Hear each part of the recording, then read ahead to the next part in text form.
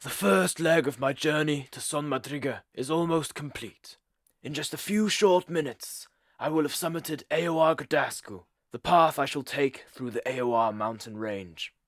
Now, why, you may be wondering, have I chosen to submit myself to the ordeal of climbing a mountain, instead of passing through one of the many valleys that perforate the landscape? Well, from the top of this mountain, I should be able to create a highly accurate map of the surroundings.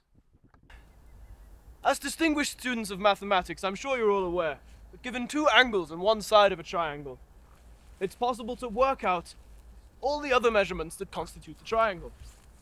Likewise, given one angle and two sides, or three sides of the triangle, it's also possible to calculate exactly how big the triangle will be and the angles that make up its sides. Now, why isn't this possible with three angles? Well, you see, since angles are a measurement of change in direction, or difference in direction, it's possible to change the size of a triangle without altering the sizes of the angles. Now, using these laws, we can get around these limitations a little bit when we find ourselves in 3 dimensions, such as when we are creating a map, which is what I'm doing now. Take this tree, for example. If I know that the tree is, say, 2 meters tall, then I can use this device to measure the angle that the tree takes up in my field of vision, called the visual angle of the tree. Now, combined with the knowledge of the tree's height, and assuming that my eye is roughly level with the bottom of the tree, I can use these 2 angles and 1 side measurement to calculate the distance between me and the tree.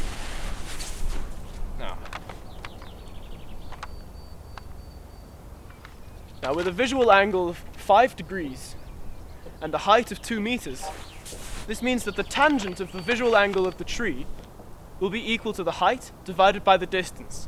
Now, if we rearrange this equation to have distance as a subject, this gives us distance equals the height of the tree divided by a tangent of its visual angle, or the distance equals 2 over tan 5. We can easily compute this distance as approximately 22.9 meters to 3 significant figures. Can you see now how if we take multiple measurements of this type and combine them, we can create highly detailed and accurate maps, which cannot be set to something like counting paces or drawing something from a height.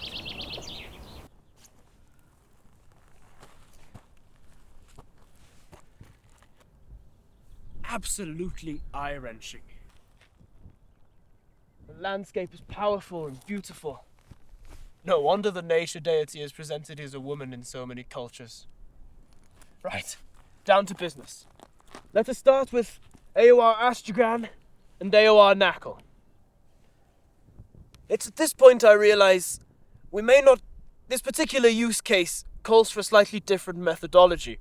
You see, the method we used for the tree earlier relied on us being able to create a right angle between me, the bottom of the tree, and the top of the tree, to create a second angle measurement. However, in this case, faced with these mountains, any assumption of a right angle anywhere would be a gross approximation and would thus be wrong. I suppose, through some very slightly more complex trigonometry, we could get around this conundrum. If I'm somewhere between the top and the bottom of the mountain, then the horizontal distance between me and the mountain will be perpendicular to its height. We can take the height of the mountain to be h, and the angle between the top, me, and the bottom to be theta. If we divide the triangle we've just made into 2 parts, along the distance from me to the mountain, we can see that we now have 2 cases of the tree problem from earlier. But we do not know the measurements of the upper and the lower parts of the height, or of the upper and lower parts of the angle. Let us try to create a generalized case. No matter how high one is in relation to this line, the only things that change are the relative sizes of the upper and lower portions of the angle and of the height h. The angle and the height actually stay the same no matter how high I am in relation to the mountain. The distance between us and the mountain also stays the same. Of course, the distance is what we want to work out. This means if we can solve for the simplest case, we can solve for every case. The simplest case will be when the lower part of h and of the angle theta are the same, which is when the angle theta is placed in the middle of h, and the distance intersects the height of the mountain. H and theta would both, in that case, be split in half. That means the angle and the height are now still known with the addition of the knowledge of a second angle in each triangle, a right angle. We can create an equation from this by inserting our height and distance variables into the right-angled trigonometry equation tan theta equals the opposite over the adjacent, or tan theta equals height, the opposite, over the adjacent, which is the distance. Now all we have to do is rearrange this equation to have distance as the subject, which we do by multiplying both sides by the distance and dividing both sides by tan theta, which gives us distance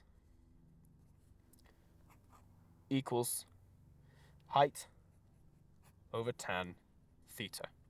Now we can just insert our figures for the height of the mountain and the angle. Or can we? Now, remember, since we've cut our triangle in half, we need to cut the angle and the height in half. However, on a fraction, this equates to multiplying the fraction by 2 and then halving it, which brings us back to the same number anyway. Now let us measure the angle that the mountain takes up in our field of vision.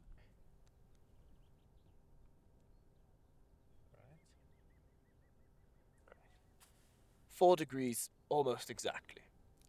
This means we can compute the distance to Eioar as 3,112 meters as the height over the angle of 4 degrees, giving us almost exactly 44,500 meters, or 44.5 kilometers to the mountain.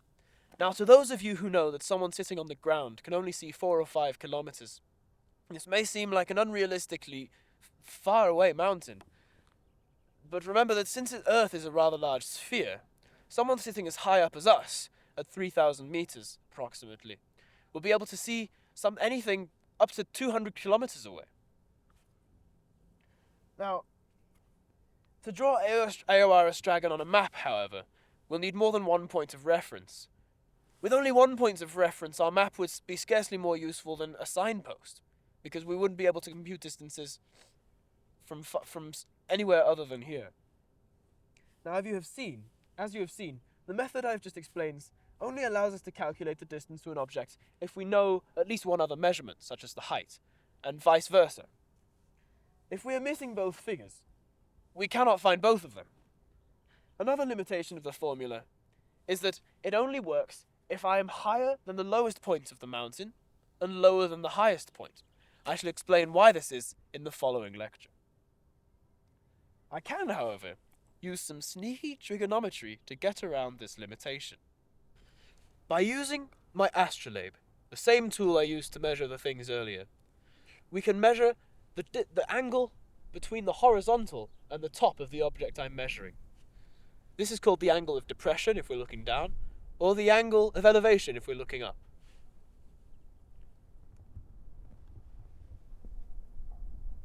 It's exactly 1 degree. Now, this is useful because since I'm measuring from the horizontal and the height of the mountain is vertical, we now have a right angle.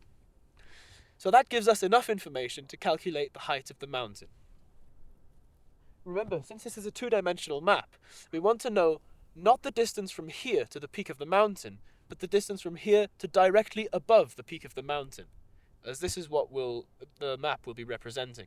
Now, with a 1 degree angle of depression, 2 degree angle of visual angle, and a height of 1,460 meters, see if you can figure out the distance from here to Eioar yourself.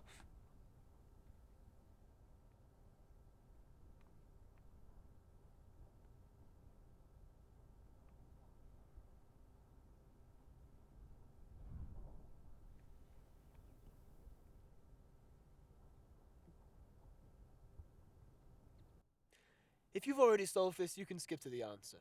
Unfortunately, before I can tell you the answer, I have to do the working myself. Now, we have two triangles, HCB and HBA. In my working, I shall name the sides with lowercase letters and the points with capital letters. This is the angle H, which is where I am, C, B, A, and this is a right angle. This is 2 degrees, and this is 1 degree. Doesn't look like it. Now, angle CBH, we can work that out with the knowledge that this is a right angle, this is 2 degrees, so we do 180 minus 90 minus 2, which gives us 88 degrees. This means that angle HBA will be 180 minus 88, which is 92 degrees, and angle HAB is 180 minus 1 minus 92, which is 87 degrees. To find the length HC, we need to know the length of at least one other side of the triangle HCB, because we cannot work out a side length from 3 angles. Luckily, HCB shares a side with HBA, and we already know the length of one of HBA's sides. Using the sine rule, A over sine A equals B over sine B, we obtain the adaptation HB over sine BAH equals AB over sine BHA, or HB over sine of 87 equals 1460, the height, over sine 1. By multiplying both sides by sine 87, we obtain a formula for the length HB, not to be confused with the length of an HB pencil. HB equals 1460 sine 87 divided by sine 1. We can easily compute this, with the horizontal distance between us and the peak of Eioar being calculated as 83,500 meters. All that remains now is to draw these on a map. This evening, I shall take the opportunity to triangulate distance and direction to every peak around us, so that I can draw a really useful map of the area. Why don't you do the same? Get to the top of a building or a tall hill near where you live, and try and triangulate a map of your local area. If your field of study is anything like mine, you don't often get the chance to go out. Perhaps you can send me the results. Until then, may your journey bring you wisdom, intelligence, charisma, dexterity, strength, and constitution.